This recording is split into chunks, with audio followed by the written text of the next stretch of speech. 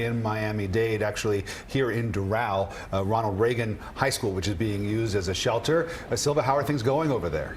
Yeah, you know, Rick, I'm going to talk about the shelter in just a second, but since we've been talking about Monroe County, I want to tell you, I was at FIU just about a half an hour ago. That is the shelter, designated shelter for everyone in Monroe County. I am told that their capacity is at 4,000. When I spoke to someone, a representative there, they said they were already at 3,750 or so. Their special needs section was already at capacity, general population section. There was still a little bit of room and there were still buses arriving. So there's still people getting out of Monroe County. One guy I spoke to, he was there with his grandchildren. He said that they showed up at the shelter about 2 days ago. They had experienced Andrew and they did not want to take a chance. Now here at Ronald Reagan High School, I'm going to step out of the way and show you this line. This line is the number of people that are waiting to get into this shelter. The bad news here is the school is already at capacity at about 750 people. The gymnasium is already full. I am told they've put people in a music room, they've put people in the hallway, and they're trying to figure out if they can find some more space. But as of just a few minutes ago, they're telling me they're calling the EOC and trying to figure out a contingency plan for all of these people waiting out here to get into a shelter. Just a few minutes ago, I saw Commissioner Jose Pepe Diaz walk in here. He, right in front of me, radioed this in, and they're trying to figure out how to get all of these folks out here to another shelter. That is the very latest here.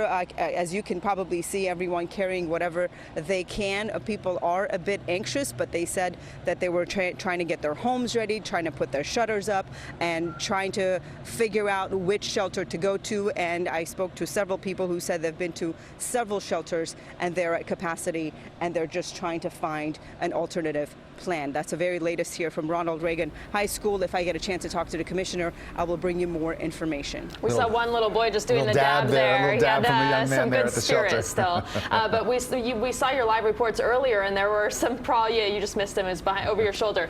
But we did see that you had seen some problems, someone fainting, waiting in line for a shelter earlier today. Are you getting that sense? I mean, it seems like everyone's pretty calm and composed there as they're waiting for these kind of backup plans. And also we know that people were bussed in for free earlier. Does it seem to be going a little bit more smoothly?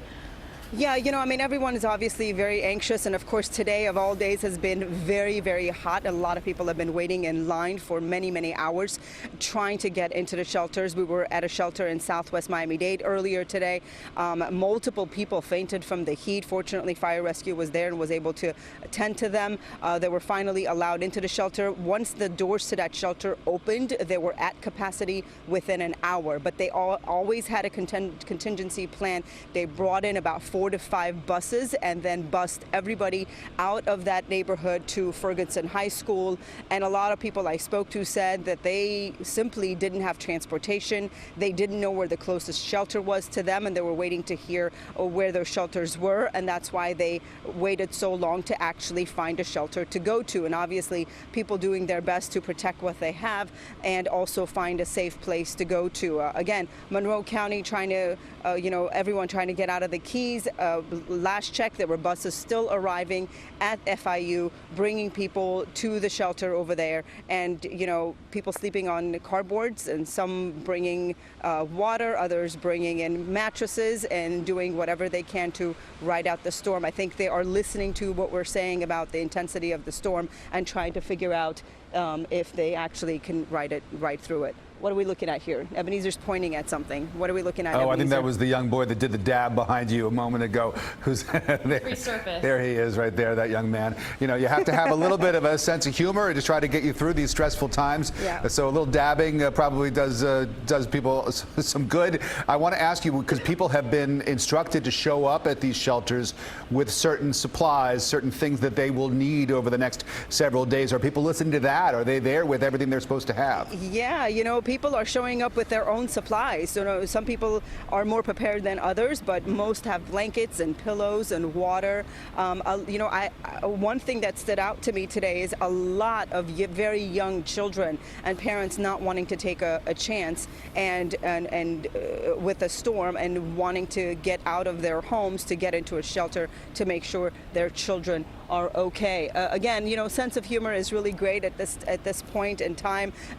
Things are very intense. People are waiting in very long lines. But again, the county is doing what it can. As soon as it's figuring out the shelters are full, we are hearing of a contingency plan. At last check, I don't know if this number has changed, 43 shelters open now, and of course they are figuring out where to put the rest of the people as shelters are at capacity. Again, just a few minutes ago I said, are you going to let more people in? And they said, we've already put people in the hallways, and we've put people in the music room, and we're simply running out of space here.